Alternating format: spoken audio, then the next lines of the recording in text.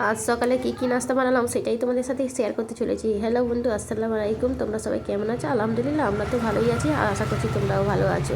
এদিকে খুব একটা ছোট্ট ব্লগ নিয়ে তোমাদের কাছে চলে এসেছি, তো আশা করছি তোমাদের ভালো লাগবে। আজকে নাস্তা বানাচ্ছি হিসাবে সকালে রুটি মাইনে নিচ্ছি, রুটিটা দেবে টিফিনে, বাবু নিয়ে যাবে স্কুলে।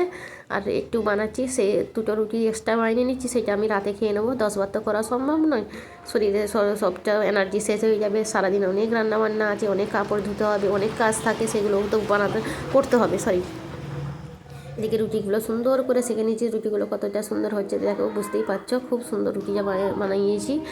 কিন্তু আমি নিজের প্রশংসা নিজেই করছি এই কারণে, কারণ আগে তো রুটি বানাতে পারতাম না, ওই কারণে বললাম।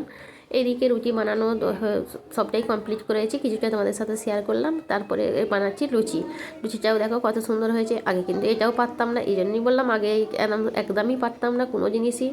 এখানে এসে সমস্ত কিছু শিখেছি। এখানে এসে বলতে বিয়ের পর সমস্ত কিছু আমার শাশুড়ির দিয়ে বা তোমাদের দাদাভাইয়ের দিয়ে শেখা, কারণ তোমাদের দাদাভাই রান্না